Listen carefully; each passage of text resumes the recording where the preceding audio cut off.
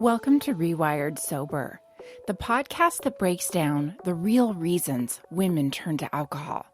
Spoiler alert, it wasn't a character flaw. It was your neurobiology, your conditioning, and the systems that taught women to silence themselves instead of support themselves. I'm your host, Kate Vitella. I've been a registered nurse for well over 2 decades, trained in addiction and mental health, a bit neuroscience obsessed, but spiritually grounded. This is the science and soul work of a woman's recovery, where I help you understand what's happening in your sober brain and reconnect to that deeper inner truth you've always had, that soul level knowing, the intuition the patriarchy has tried to train out of you. When women combine the science of the brain rewiring with that inner knowing, you stop feeling broken and you start feeling powerful. So let's get into it.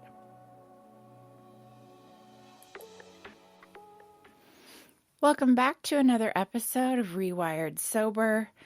I'm doing this one solo today and I'm coming in messy. So I recently am going to take over the editing of my own podcast, and I'm learning Riverside, this podcasting platform. And today is sort of practicing what I preach, in that I'm taking messy action and recording this. I don't know what I'm doing using this software, but I'm going to figure it out. And so if there's a bunch of mistakes in this podcast, and if I say weird things and the editing is all fucked up, well then, here we go. The practice of being human. I'm not even wearing a bra, okay? I'm sitting here, no makeup, in my pajamas. But I'm doing this because I've also been sitting with something inside that keeps coming up within my own life. And inevitably, then it keeps coming up in coaching calls. I primarily coach women in midlife, 40s, 50s, 60s, whatever. And we're sort of all saying the same things, in that we feel exhausted from holding up the world. And so I'm going to call this the Overachiever Wound, because that's the only way I can think of to phrase this. And you all know what I'm talking about here.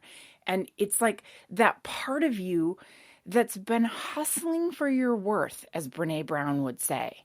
The part of you that's been proving since like middle school, maybe even farther back than that, right? The part of you that learned, if I achieve, I belong. If I perform, I'm safe. And I'm going to go back to that word safe, because that's really important here. To take it one step further, if I excel, no one can say I'm not good enough, I'm less than, right? I have lived like my entire life like this. Like I'm trying to outrun some panel of judges, like this imaginary collection of voices and opinions and criticisms. Not all of it's imagined, though. Some of it I got from my middle school, from high school, from the community, teachers, coaches, classmates, even like well-meaning relatives, aunts and uncles, who didn't necessarily know any better. I grew up in a small town. Well, we moved a lot, but I went to high school and finished all 4 years in a very small town. And it was basically a breeding ground for judgment and very, very small minds.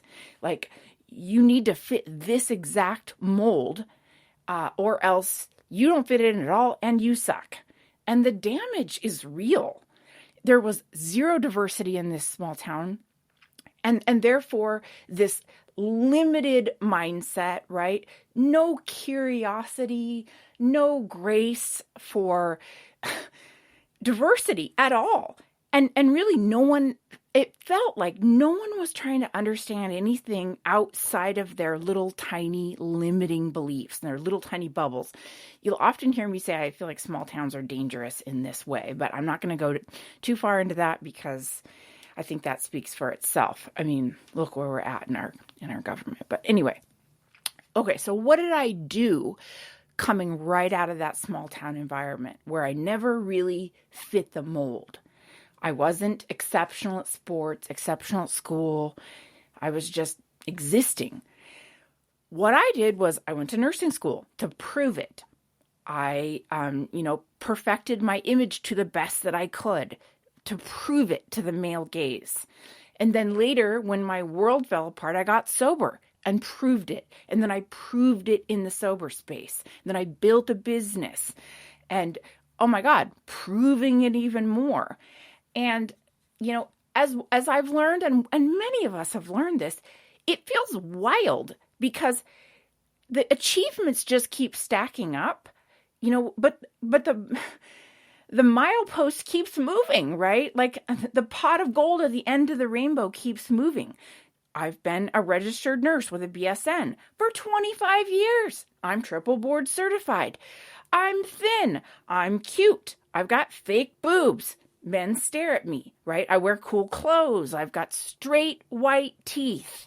I'm hustling. And then there's the sober hustle. And that's a whole nother episode. Like I can't, that's a whole nother podcast episode of the pressure to be more enlightened, more spiritual, more sober, more healed, to show up in this certain way. Like, puke, dude. And the part of this that I didn't even really want to admit out loud was that all this hustling and achieving maybe wasn't so much because I was a highly ambitious person as much as it was safety and protection. And really like pain churched up, dressed up as productivity. And ultimately, what I ended up doing with that pain was drinking, was numbing it out, right? And even if this was kind of subconsciously, it's not like I went to the bars at age 28 and thought, well, I better numb out that, pain from high school. Some of it just kind of crept up on me. It was like an ache that I couldn't quite put my finger on. And then, of course, as you start drinking, alcohol does its thing. All the things we talk about, it hijacks your brain and your reward system. And so then you're left with this other shameful thing that you've got to clean up. Quick pause here, folks, because some of you might be listening to this and thinking, okay, I'm on a sober journey, but I still feel stuck. Yeah, that's normal. Removing the alcohol is one thing. Rewiring the brain, rebuilding your actual life is the real work. And that's why I created the Rewired Sober coaching program. It's 3 months where we combine neuroscience, soul work, with weekly live support calls so you can actually understand what's happening in your head and your body. You can start anytime, you get immediate access, and you don't have to figure this all out alone. If you're ready for transformation, the link to join is in the show notes, and I hope to see you there. Now back to the show. And when I first got sober, the feeling that I had this, like, I'm never going to be good enough, I even started to stifle that and hide that. Like, I'm sober, I'm recovered, I'm healed. Part of it was conditioning, a little bit of spiritual bypassing. And I also stifled it because in early sobriety, I was in the rooms of AA. And in AA, they told me it's because I was an alcoholic that I was like that.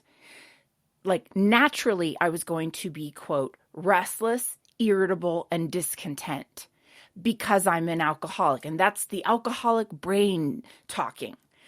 And so it really didn't even allow me to like lean into that without just chalking it up to, well, that's alcoholic brain, that's the way we all are. We're all just born restless, irritable, and discontent.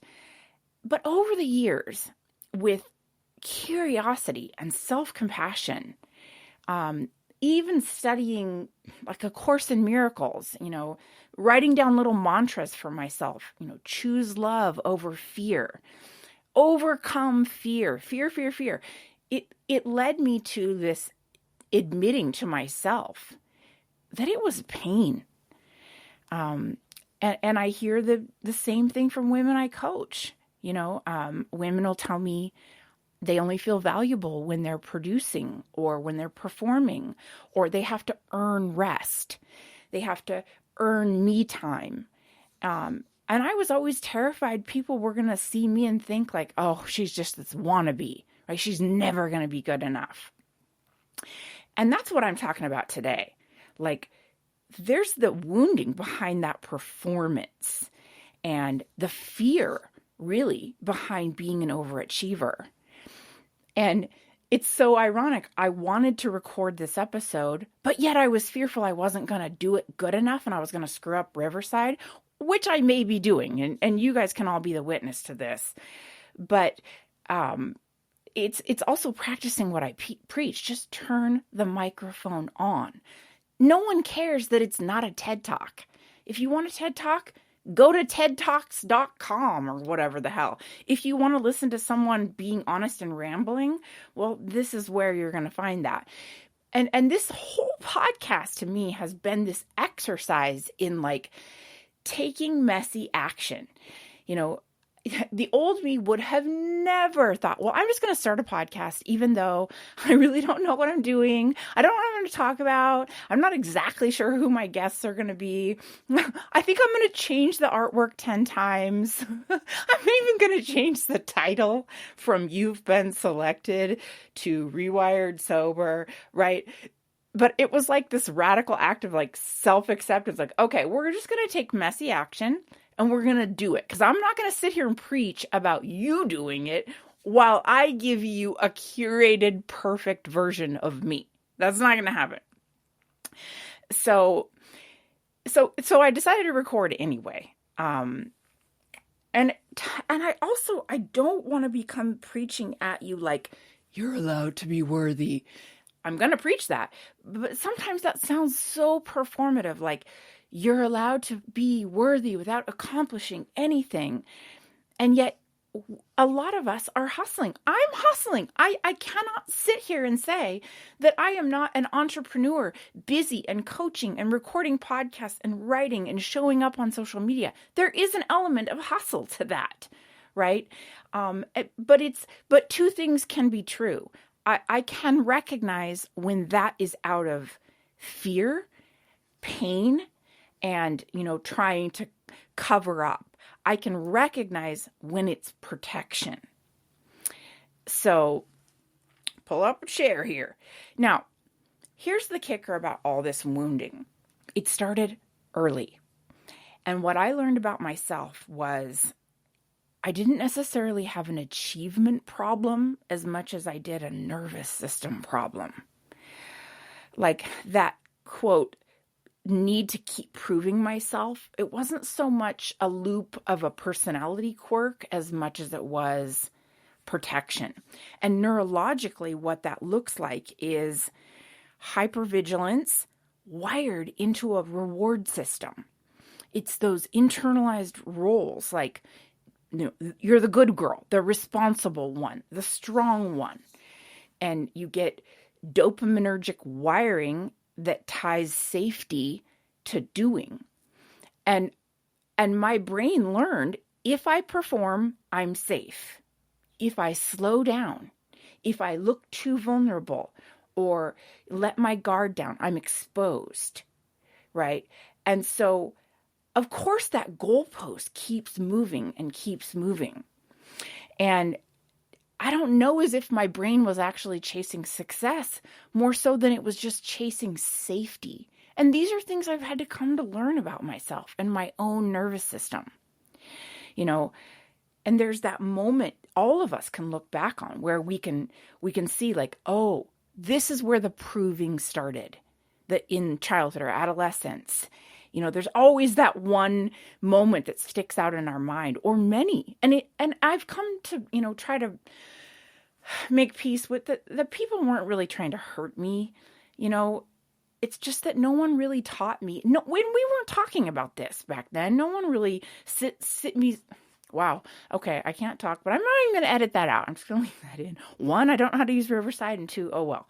But no one sat me down and said, hey, little 7-year-old Katie, your little nervous system is feeling like you need safety to exist without achievement.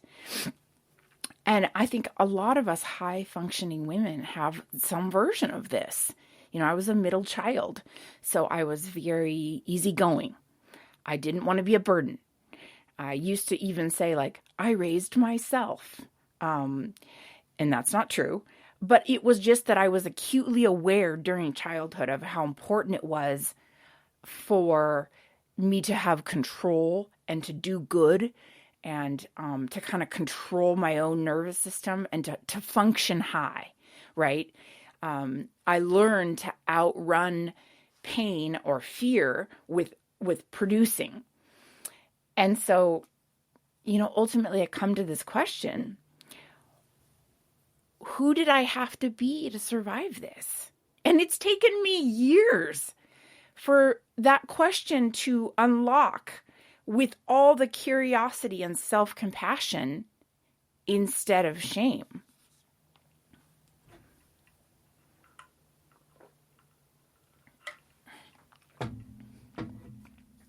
And one of the things I've had to learn the hard way is, when we talk about the science of it, we can't just stop proving our worth. You can't think your way out of proving. It's a practice. You have to practice your way out of it. As we've said many times, your brain will always default to old wiring patterns, and especially under times of stress. But the premise of this podcast is you can rewire, and to give you a sense of self-agency and self-trust. And so for me, it sort of started with micro patterns. And this, like I said, this podcast is a good example. Sort of doing something badly, not intentionally badly, but maybe kind of half-ass, doing it on purpose, delivering 80% instead of 120. This whole podcast, messy action, right? And the world didn't end. Now, when I first, hit publish, I didn't become Oprah Winfrey, but the world didn't end.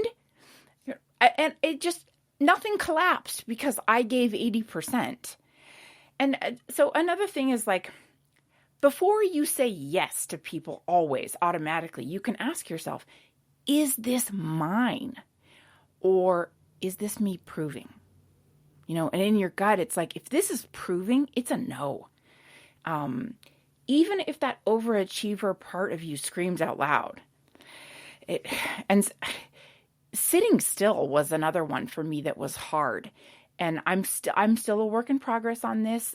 Sitting still for even 60 seconds, not being productive, is hard. When I don't have a list of things to do, it's my high achiever brain wants to glitch out.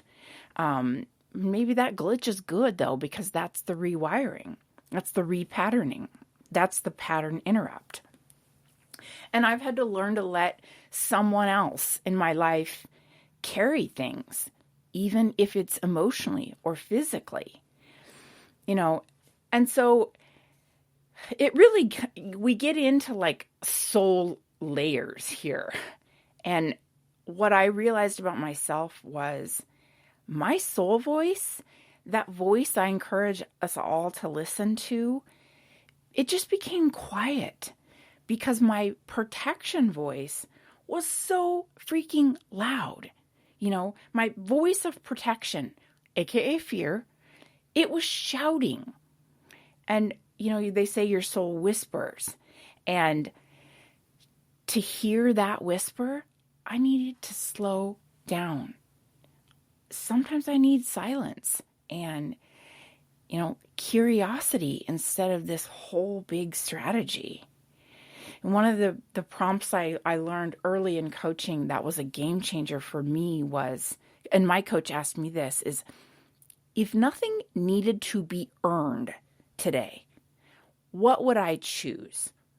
And the answer is always my soul talking, right? If I ask myself that today and I am totally honest with what comes up for me, I'm going to take a nap. I'm going to stretch a little yoga-esque, but I'm not going hardcore yoga. I don't even know how to do yoga, right? I might pull a divine feminist oracle card from Megan Watterson. I might meditate a little bit, listen to some music, and then later I might even do something like organize all my handbags because it's creative and fun and brings me joy and it helps me put them together with outfits. And it's just for me. It makes me happy, right? That's my soul talking if I'm not doing anything to prove.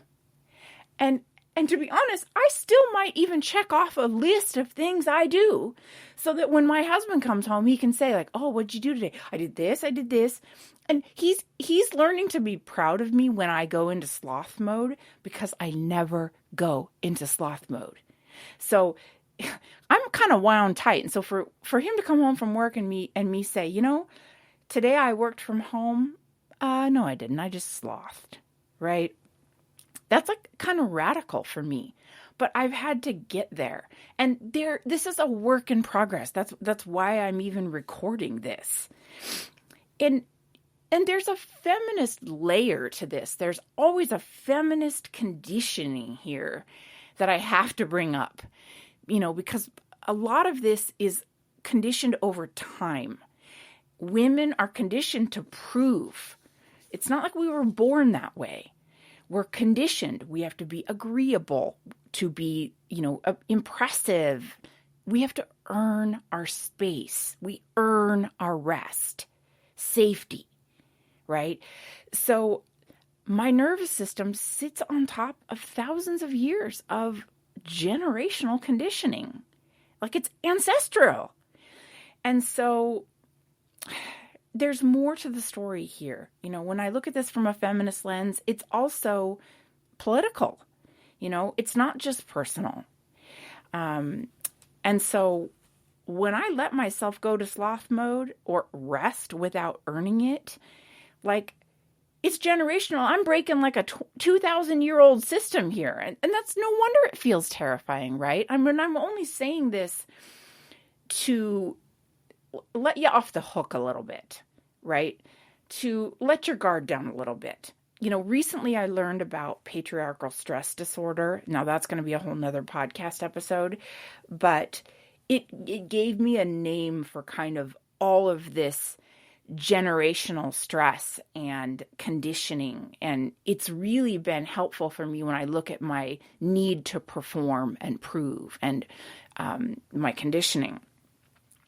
So a daily practice for rewiring, you know, you can ask yourself, what part of me is driving today? The protector part or the soul part? And if it's the protector if it's the protector, it's, to me, that's usually fear.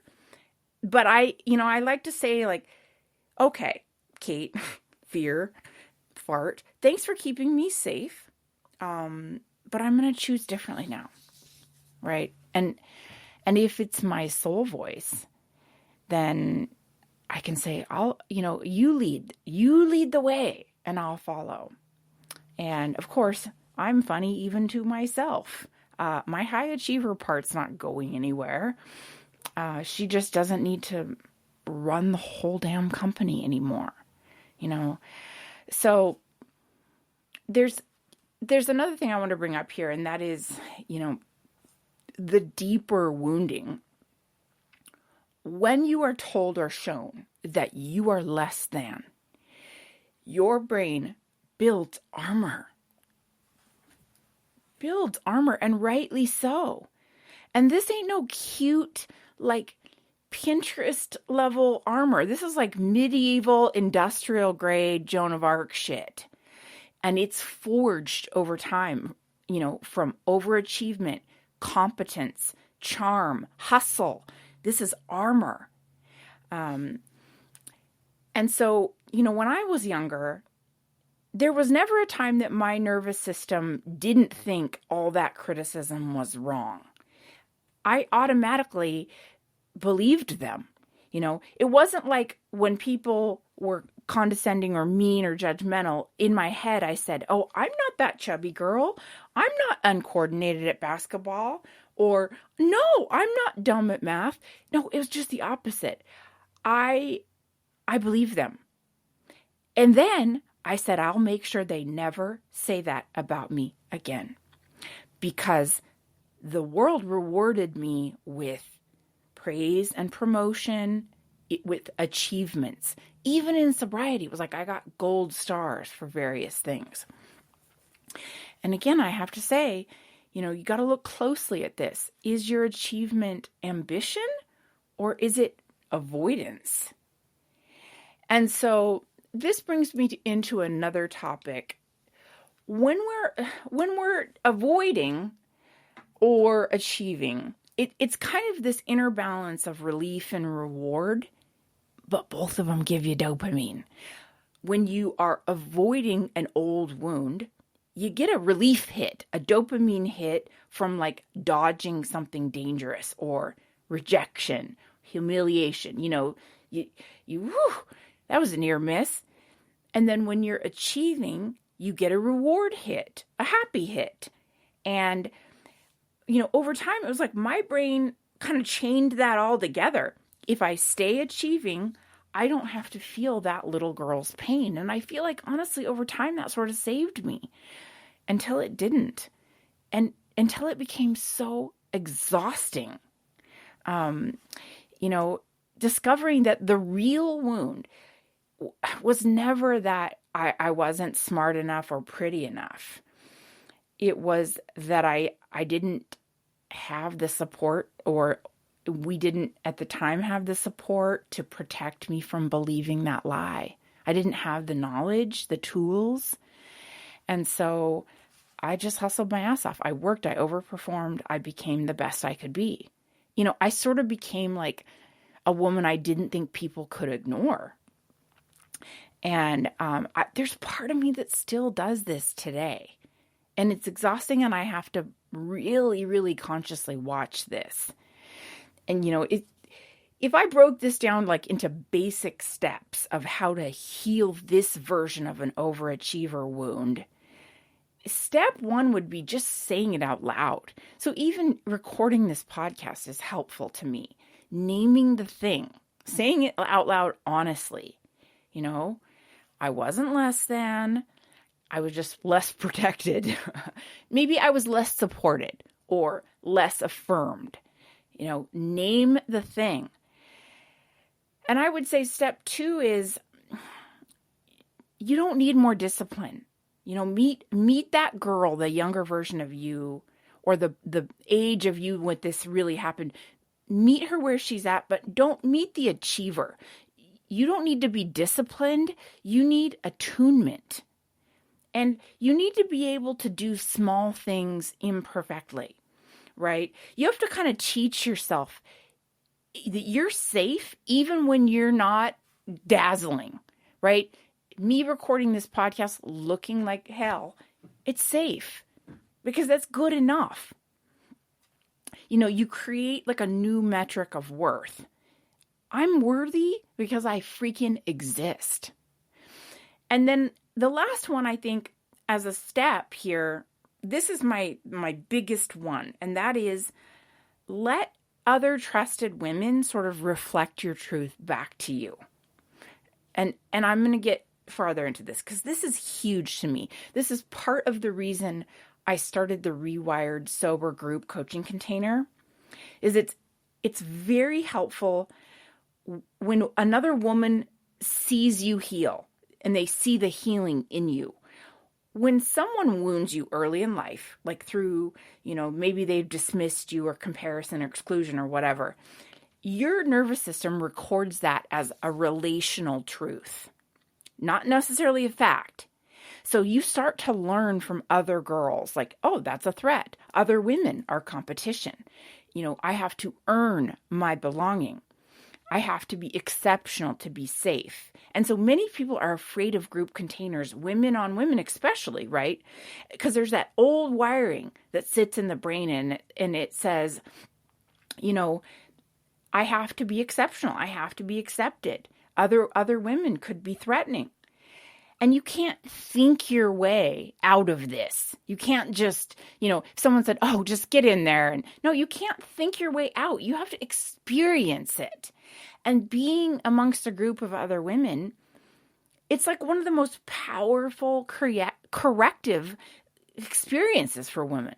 It's like when another woman sees you clearly, even in my coaching container, if it's just me and the woman I'm coaching, not so much the audience, right? Another woman sees you clearly. Like, how you leave a girls' night out or a woman's retreat, or I meet a group of ladies in Seattle once a month. We call ourselves the Sober Babes that brunch.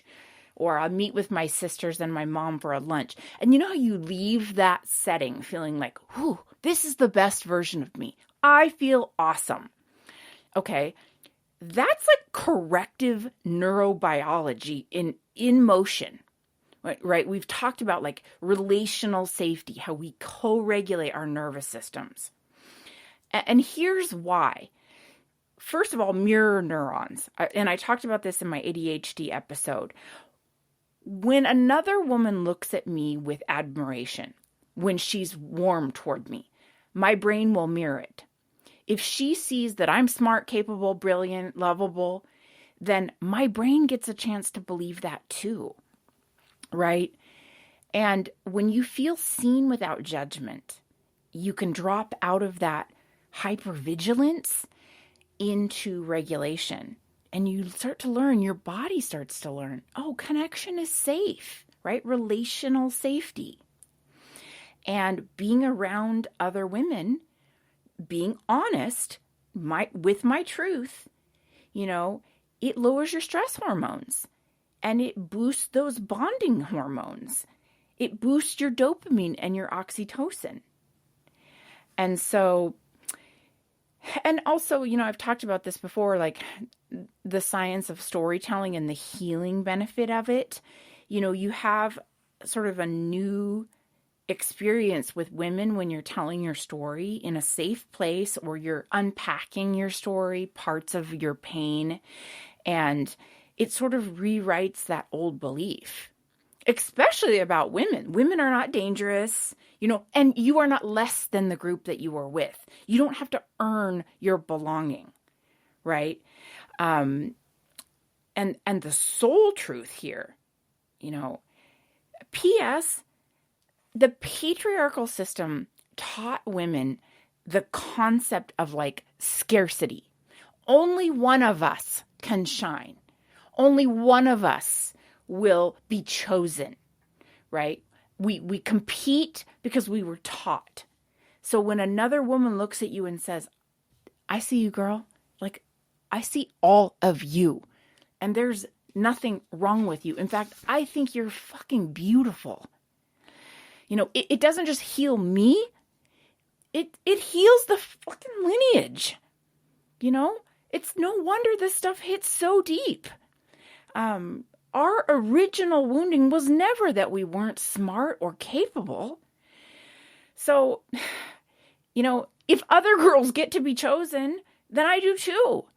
And so when I'm with other women, my clients, my friends, my sisters, and they reflect admiration and respect toward me, my brain receives like a laboratory grade corrective experience. And I walk away with that. I am chosen. I'm seen. I'm reflected in their eyes as more brilliant and less fearful. And that's so incredibly healing. And that for me, understanding that relational safety, how we can heal those old wounds with women, was a massive reason to go into group coaching, to be witnessed, right? To have other people witness us, co-regulate our nervous systems. Working with other women in sobriety has been single-handedly, is that a term? I don't know. Single-handedly the most impactful thing for me. In fact, when I look back on the 2 years I spent in AA, it wasn't the messaging. It wasn't the step work that I kind of half-assed. It wasn't the church basements.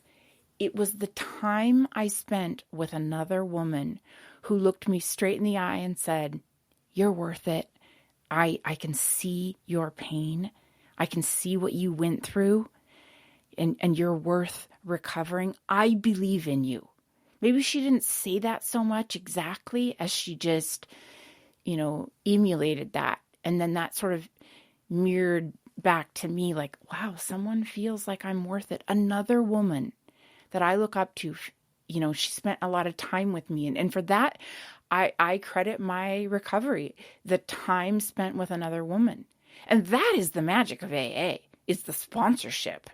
If you can get a woman that you really resonate with as your sponsor, they can save your life. Just that relational safety, right? Now, of course, that could go the other way. It could be a horrible experience, but that to me, woman to woman, is the magic of the rooms of Alcoholics Anonymous. And I don't ever on this podcast want to sound like I'm berating it. I point out the patriarchal structures and the struggles with it. But if I get right down to it, that woman and her time spent with me single-handedly saved me.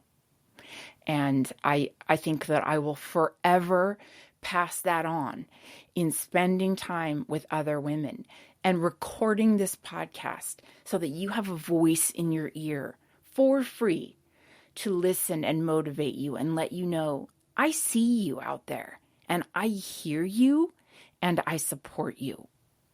And I will be finding other ways going forward. I can't really announce just yet, but that I will be offering free meetings and really trying to show up more in spaces where anyone has access. Because I absolutely realize that, hiring a recovery coach is a freaking privilege.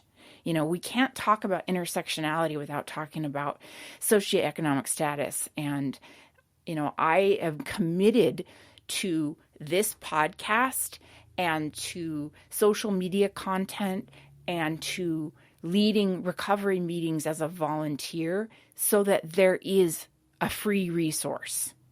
Because I fully understand when you're first coming in, you may not have the financial means.